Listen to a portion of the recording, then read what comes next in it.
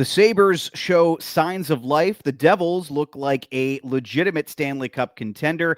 And the darkness surrounding the Flames was actually literal tonight. All that and more on this edition of Locked On NHL Game Night.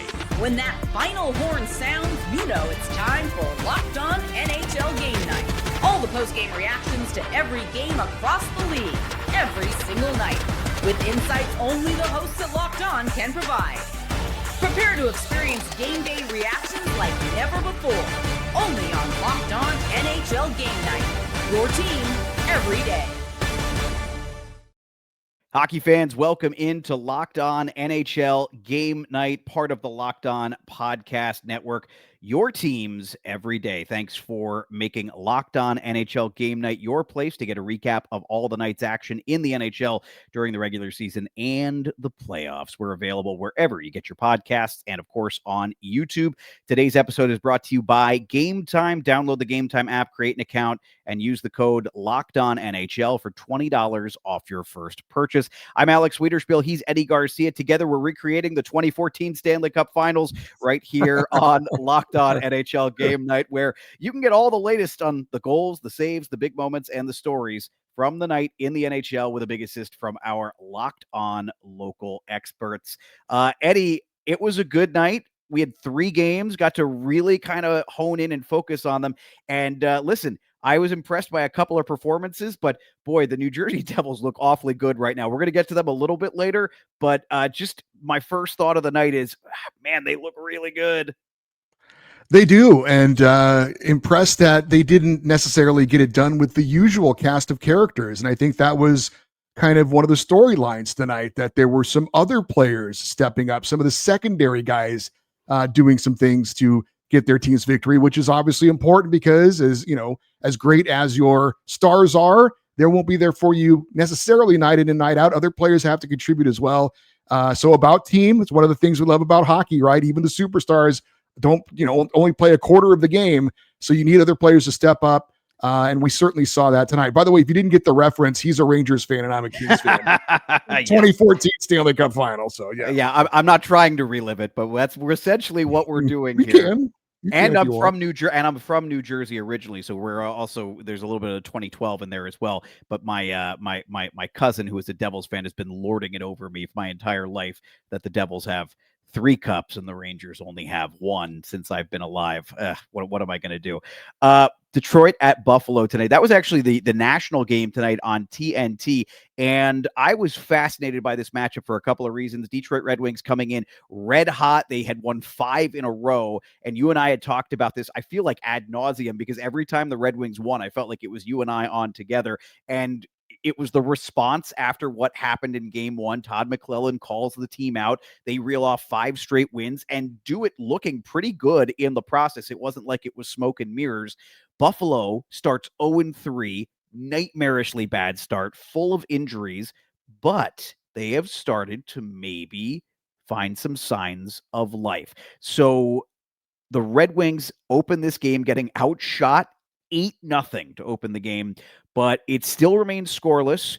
And Colton Ellis, first start of his career, denies Marco Kasper in the first period on a major breakaway, and ultimately Buffalo opens up with the lead. They would score. Tyson Kozak would get a goal to make it 2-1.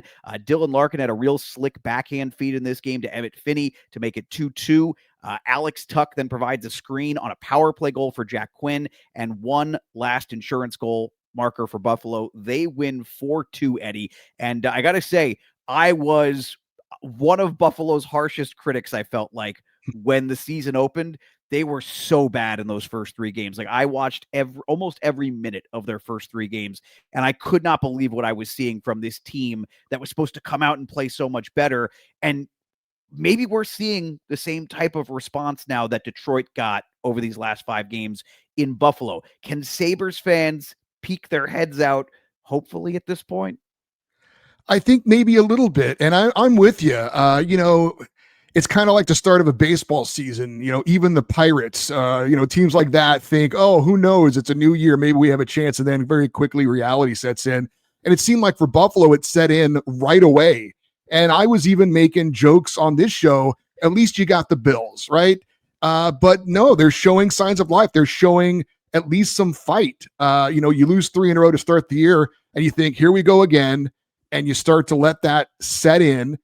But they've fought back, and they've won 3 of their last 4. And talk about, some names you don't normally hear from, getting contributions from other guys. Jack Quinn, a third liner, had a great game in this one. He had a beautiful passing play with Jason Zucker for the first goal, scores a power play goal, which ends up being the game-winning goal as well. So he had a goal and 2 assists. And here's a goaltender. And another thing on top of Buffalo starting bad, their number 1 goalie's out. We haven't even seen Ukko-Pekka Luukkonen yet on the season. So here's Colton Ellis making his NHL debut, and he stops 2 breakaways. You mentioned one. Dylan Larkin had a breakaway. He stopped him on that one as well. 2 goals allowed on 29 shots. He wins his NHL debut. That's big time for Buffalo. And you got to like this. If you're, people were talking about Lindy Ruff doesn't have a contract after this season. He's on the hot seat. Well, when they hired him, I thought that seems like a good hire. He had so much success there. But we're going to kind of get the band back together. It hasn't worked out yet, but I am encouraged with what Buffalo has done of late. I'm encouraged that they're showing some fight. They're showing some heart. They're showing some grit. And they're getting some contributions from some different players as well. And you mentioned the goaltender injuries. They've also got issues with, obviously, Josh Norris being out for a couple of weeks, possibly a month or 2.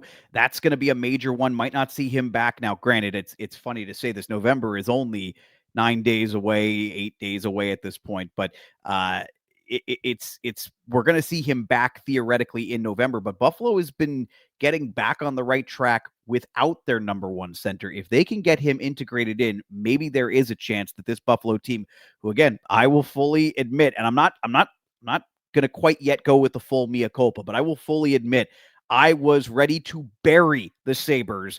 You're not alone. I'm reconsidering. I am at least reconsidering. Let's talk about Detroit for 1 second, though, Eddie, because I think this is interesting. Listen, you can't win every game, and the reeling off 5 straight wins, playing the way they did was really good. If I'm going to take away anything from tonight, my one concern is that, again, I just didn't think John Gibson looked particularly right. And if you look at the way John Gibson played last year, he had his best year in a long time, but he did it only playing 28 games, right? And we know that there might come a point in a goaltender's career where maybe they're no longer a 50 start guy. Maybe they're a 25 to 30 start guy.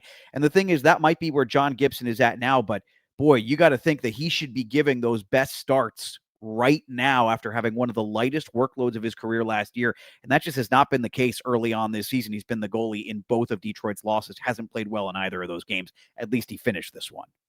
Yeah, and I assume they brought him over with the idea of him being the number 1, but you've got Cam Talbot there, another veteran guy who's been around just about everywhere, and it's always pretty good wherever he goes, but he just can't seem to stick with the team for whatever reason. But he's here now for his second full season in Detroit. He's been the better goalie so far, and if you're a Red Wings team, that almost feels like we've got to make the playoffs this year, we have to show some progress. You're going to go with whatever goalie gives you the best opportunity to win. So that's really wide open at this point. I don't know. I think they want Gibson to be the number 1, but he hasn't played his way into that role yet. We'll see if he does eventually. Let's hear from Brian Fisher of Locked On Red Wings. The Red Wings see their winning streak snapped at 5 as they lose to the Buffalo Sabres in Buffalo. It was Colton Ellis's NHL debut in net for Buffalo, and as you can predict, he played out of his mind. The Detroit Red Wings really struggled all game long, though, to establish themselves and their forecheck. Buffalo always seemed to be a step ahead, and a big part of that, too, is Detroit couldn't stay out of the box. And so when you're on the PK, you get worn down, so you end up playing more defense, which means you take more penalties because you're tired from playing defense. And eventually, Buffalo was able to take the lead and didn't look back. But Emmett Finney and Dylan Larkin both stayed hot. Larkin extended his point streak to 7 games, and Emmett Finney scored his 3rd NHL goal and 3rd of the season, obviously. Red Wings back at it tomorrow night against the New York Islanders, so a chance to bounce back. Stay tuned to more Locked On Red Wings. Emmett Finney might be one of the better stories early on so far this season. He has done really nice work in Detroit's top 6, part of the reason why they won those 5 in a row. Yeah, I believe Brian told us a former 7th-round draft pick. So anytime you can get a guy like that to even contribute at the NHL level, that's great. It's a great story. But when they can actually be a key contributor, and he's got a long way to go to keep that up, but so far so good. Yes, that is a very nice story. Jack Hughes and the Devils are making a case out of the gate as the best team in the Eastern Conference. That's what's coming next on Locked On NHL Game Night. Don't go anywhere.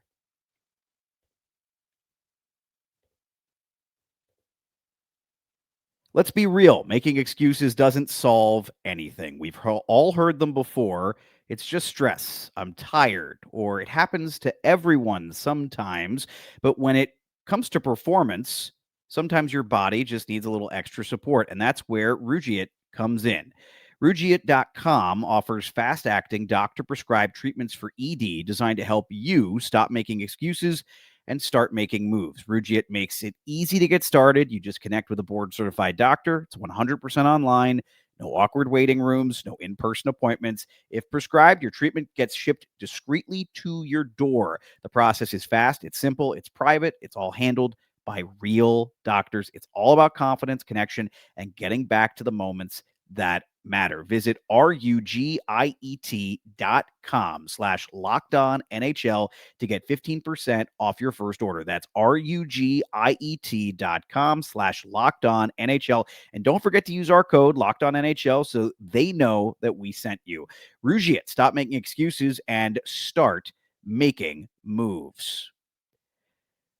The NFL season is here, and FanDuel has an offer that you don't want to miss. Right now, new customers can bet just $5 and get $300 in bonus bets if you win. That's right. Pick a bet, put down $5, and if it hits, you'll unlock $300 in bonus bets to use across the app. Now, my friends love using FanDuel to place their bets, especially those East Coasters who are looking for a reason to stay up late and watch the West Coast games. Whether you're a casual fan or you love diving into the stats, FanDuel makes the game day experience so much better. So what are you waiting for? Visit FanDuel.com to download the FanDuel app today and get started.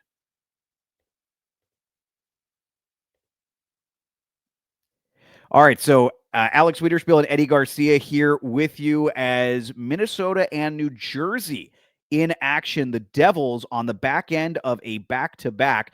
And I will tell you what, Eddie, they did not look at tonight. The Devils coming in 5-1, Minnesota 3-3-1.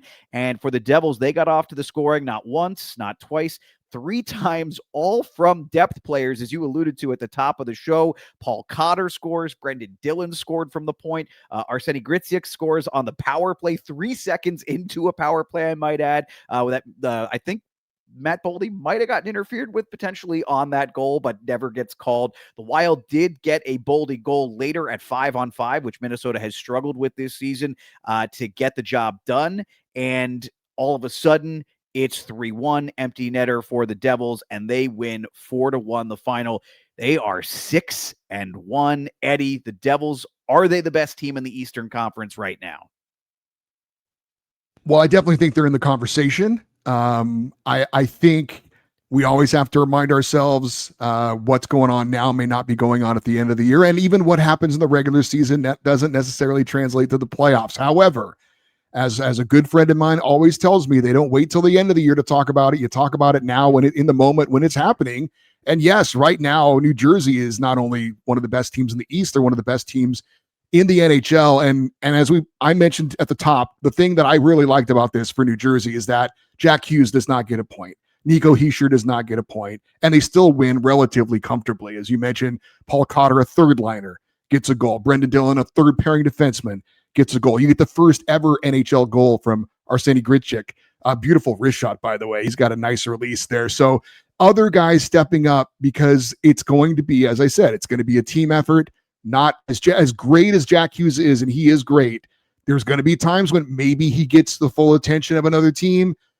He finds it the going really difficult, and maybe he doesn't have it that night. You've got to have other guys step up. So great to see for New Jersey. Depth scoring absolutely was there. Goaltending, Nico Dawes. You've got your number 3 goalie in there, 29 saves and getting the win. Jacob Markstrom is out. You've had Jake Allen look pretty good, and now Nico Dawes steps up as well. Special teams was there as they killed all 3 New Jersey power plays. We talked about the Wild power play earlier in the season and how good it's been. So everything hitting right now for New Jersey. And I totally agree with you. If you're looking at some of the best team in the NHL right now, I don't know how they're not in the conversation. Yeah, it's when it's happening at a depth level too. That's the big key, and I think you hit the nail on the head. And in last night's game, got a depth goal from Cody Glass, their third line, sometimes fourth line center. One thing I think is interesting here, and this is where I'm waiting to see. I have been critical of Tom Fitzgerald, the GM, in the past. And I want to see him go ahead and be responsive in the trade market in a way that he has not been in the past. 2 years ago, goaltending situation totally collapses for the Devils en route to missing the playoffs. He doesn't address it until it's way too late. Last year, Jack Hughes gets hurt, and they decide not to address potentially adding a top 6 forward or a top 6 center, which are hard to get at the trade deadline, I know, but doesn't really do anything. Adds Cody Glass, adds Daniel Sprong. I have not loved the trade deadline ads. I have got to think, if this is the way the Devils are going to play with that 1-2 combo of Hischier and Hughes, man, it's hard for me not to think they have got to be 100%. All the chips have got to be in now. Yeah, and I maybe give him a little bit of the pass because, Jack Hughes being out, he's irreplaceable, right? So maybe he figures I'm not going to overreact to this. And if I have all my bullets in my gun, that's when I'm going to go out and try and get that final missing piece or pieces. We'll see if it happens this year and he doesn't supplement the roster. Then I think you could certainly point the finger at him and call him out for that. But we'll see how it goes. But as I've said, whatever you have to do, praying to whoever you like to pray to, Jack Hughes must stay healthy this year. If he is, they've got a shot. I hate saying it as a Ranger fan, but he's just completely electric, and the team is very dangerous. If on a night when Jack Hughes, who looked really good, by the way, but he's still not scoring, they're winning 4-1. Man, he had a breakaway in this and got stopped, so it wasn't like he was shut down from getting scoring chances. It just wasn't his night on the score sheet.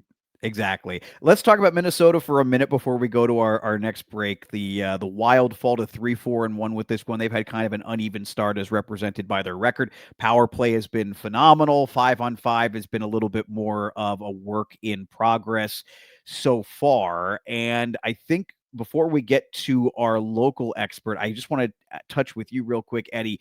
Minnesota playoff team, but to me, they're right in that tier where they could be the first team out. And this is tough. You're on the road. It's the second half of a back-to-back on the East Coast, but they're going to need some better performances than they got tonight if they're going to want to stave off how difficult that Central Division is. And look, I talked about supplemental scoring, getting the, scoring from others. However, when you're the highest paid player in the NHL, in the history of the NHL, you're going to be expected to perform night in and night out. Kirill Kaprizov has 1 point in their last 4 games. They've lost 3 of those 4 games. So it may not be fair to just point the finger and say it isn't fair to just point the finger at him and say you're the problem. But again, if you're going to take the money, if you're going to take the responsibility, then you have to take the criticism if you're not performing. And when he doesn't perform, it makes it very difficult for the Minnesota Wild. Seth Topol of Locked On Wild has the final word on this game. The Minnesota Wild get dumped by the Devils in the final game of their 5-game road trip, 4-1. Hey everybody, Seth Topol, host of Locked On Wild, your daily Minnesota Wild podcast, recapping a 4-1 loss for the Minnesota Wild to the New Jersey Devils. Credit to the Devils. They're a fantastic team, and they put all the work in tonight. They got to every puck. They moved the Wild off the puck at will, and they flat out wanted this one more than the Minnesota Wild did. They did not look like a team playing on the second night of a back-to-back. Matt Boldy did score for the Minnesota Wild, but the power play, unable to generate. The offense, unable to generate. All leads to a 1-3-1 road trip for the Minnesota Wild, who head home to play against the Utah Mammoth, the team that had their number all of last season. For more on the Minnesota Wild, make sure you follow Locked On Wild wherever you listen to your podcasts. All right, so that is Seth Topol of Locked On Wild. The Canadiens are on fire, and the Flames, they're anything but on fire. Could they get the lights back on at home? More on that coming up on Locked On NHL Game Night. I know I'm mixing metaphors, but it'll all make sense on the other side of this break. We're right back after this. Hockey season is officially here, and nothing beats being in the arena for those opening games. Let's be real, though, getting tickets can be a bit of a headache, guys, between waiting in queues, surprise fees, prices that jump right before checkout. It's easy to get frustrated when all you want to do is cheer on your team. That's where Gametime comes in, the app that gives fans the advantage. It's your ultimate life hack for scoring amazing NHL tickets, fast, easy, and stress-free. It's a great way to find tickets, especially if you're like me and you want to see your favorite team when they come to town, to Pittsburgh or Columbus. Road fans like me, we can get seats that best fit my budget. You can even find NHL tickets for under $25. Take the guesswork out of buying NHL tickets with Gametime. Download the Gametime app, create an account, and use the code LOCKEDONNHL for $20 off your first purchase. Terms apply. That's code LOCKEDONNHL for $20 off. Swipe, tap, ticket, go.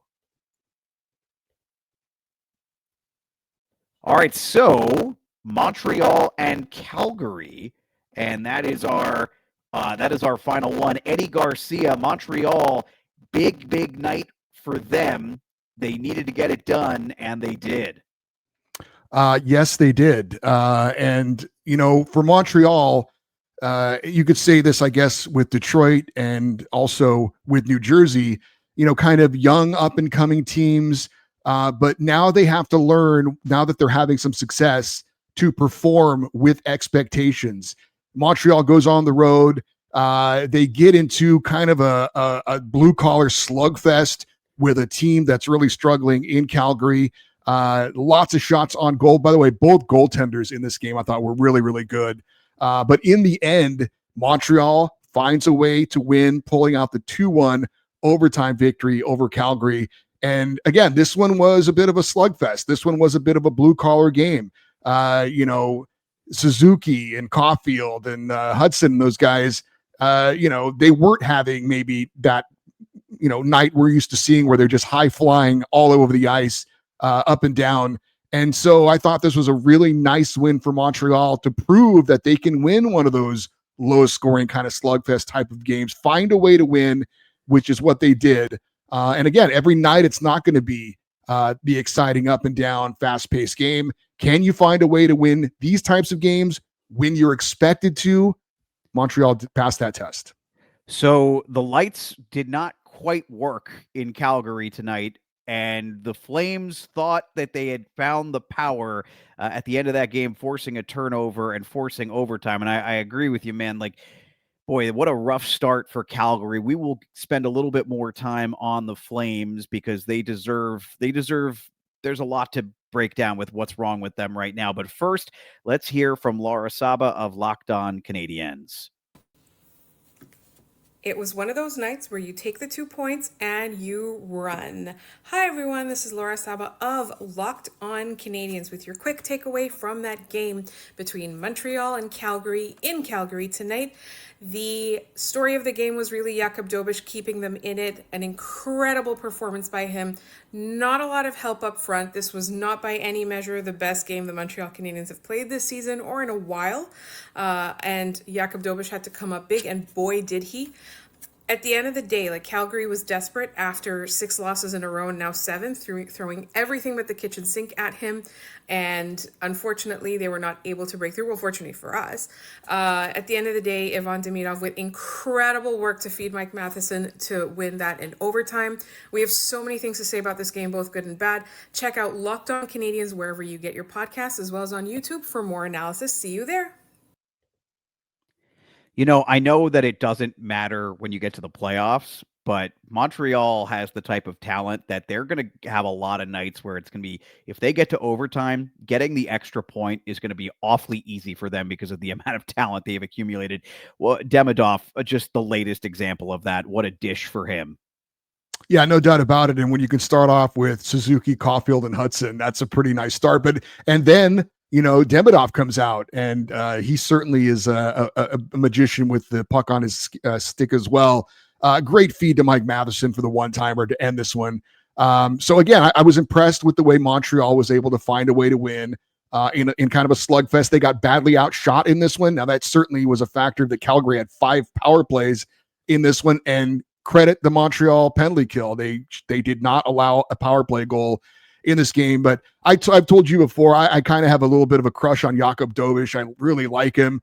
Big kid in net. He had 36 saves in this one. I know Sam Montembeault is there. I know for now he's probably the number one. I just wonder when it's all said and done if Dobeš isn't the guy when it comes playoff time. But that's down the road. That's not for now. I also thought Dustin Wolf, a tough luck loser in this one. I thought he played a really, really good game. Didn't see as many pucks as Dobeš did, but came up with a lot of quality saves in this one.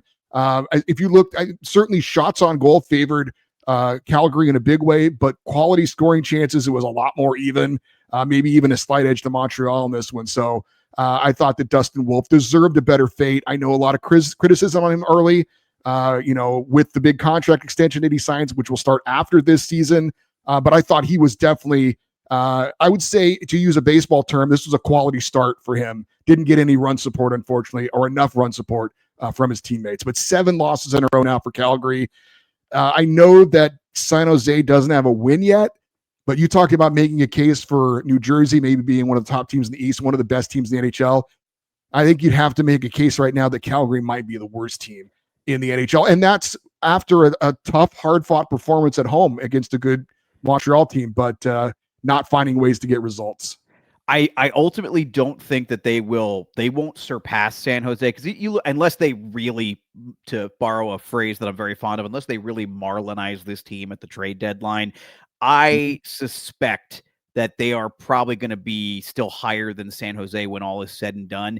One, as you mentioned, Dustin Wolf is rounding into form. It looks like this is 2 pretty good starts for him in a row after really not a good start to the season, dating back to even the first win and only win of Calgary's season against Edmonton. He did not play particularly well in that one. He did battle, though, and ultimately got them the W as a result. I think the issue with Calgary, we talked about it, I was either last night or the night before, but they really just don't have any aces, right? Like the top level talent is not really there, but what they do have is they've got a team of professionals, for starters, pretty much at every position. There's depth up and down the lineup.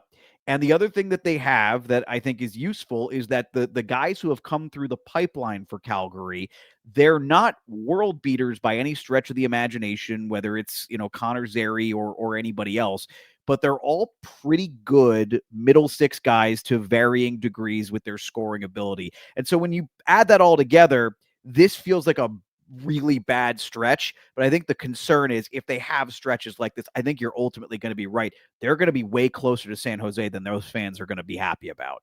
And I will say this for their GM, Craig Conroy, they won a lot of close games last year, and I know that they were as close as you can be to being in the playoffs.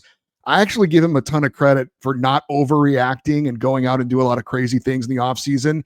I think he knew in his heart they weren't as good as they showed last year.